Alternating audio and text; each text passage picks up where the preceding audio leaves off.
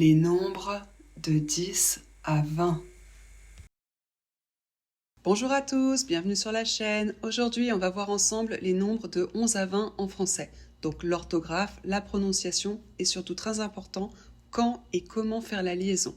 Si jamais vous voulez connaître les chiffres de 0 à 10, je vous mets le lien vers mon autre vidéo. On commence par les regarder une fois tous ensemble. 10, 11,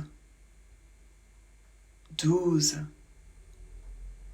13, 14, 15, 16, 17, 18, 19, 20. Maintenant que vous les connaissez, je vous propose de les regarder un par un plus en détail. 10. 10, pour rappel, il y a 3 façons de le prononcer. Donc on va dire 10 si le chiffre est isolé, si on est en train de compter par exemple, 10 s'il est suivi d'un mot qui commence par une consonne, 10 s'il est suivi d'un mot qui commence par une voyelle pour faire la liaison. Je vous explique tout ça beaucoup mieux dans la vidéo sur les nombres de 1 à 10 et je vous ai mis le lien dans la barre d'infos. 11. O plus N, ça fait on. Le Z, on le prononce Z, comme une abeille, ça fait 11. Il n'y a pas de problème pour la liaison parce qu'on le prononce toujours de la même manière, on s'arrête au Z. Voilà. 12. O plus U, ça fait OU. Le Z, on le prononce toujours Z, donc 12. Ici, pareil, pas de problème pour la liaison, on le prononce toujours de la même manière. 13. E et I, ça fait le son E. Le Z, toujours Z. 13. Toujours pas de problème pour la liaison. On la fait pas, on le prononce toujours de la même manière. 14. La lettre Q en français fait le son Q. Elle est toujours ou presque suivie par un U, il y a quelques rares exceptions, et on ne prononce quasiment jamais le U. Aussi, il y a quelques rares exceptions, très rares. Le Z à la fin, on le prononce Z, 14, et de nouveau, on le prononce toujours de la même manière, pas de problème pour la liaison.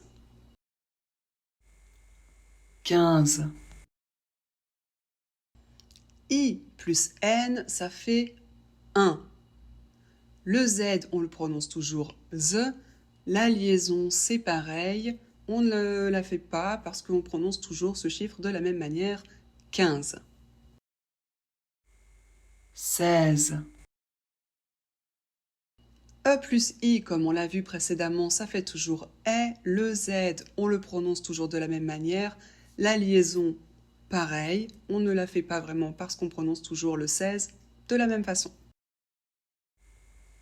17. À partir de 17, on commence par 10. Donc il va falloir faire attention à la liaison avec le chiffre 10.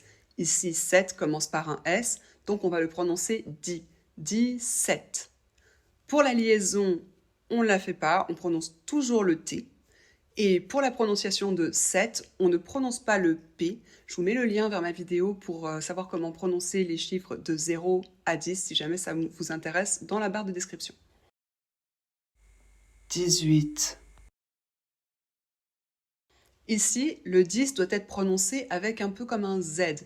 18. Pourquoi? Parce que 8 commence par un H, mais la première lettre qu'on va prononcer, puisqu'on ne prononce pas les H en français, ce sera le U. 18. Pour la liaison, c'est pareil qu'avec le chiffre 8. Donc, de nouveau, je vous invite à regarder ma vidéo sur les chiffres de 0 à 10. 19. Pour 19, on va prononcer le X de 10 comme un Z. Normalement, comme il commence par une consonne, le 9, on ne devrait pas, mais on le fait quand même. Pour la liaison, je vous invite de nouveau à regarder ma vidéo sur les chiffres de 0 à 10, c'est pareil que quand le chiffre se termine par un 9. 20, I et N, ça fait le son 1. Le G, on ne le prononce jamais. Le T, vous pouvez choisir de le prononcer tout le temps.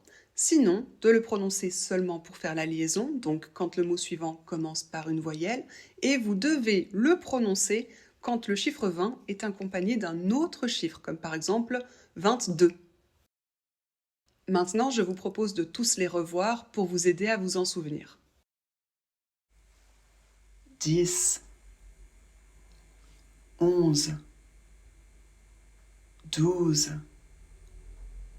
13, 14, 15, 16,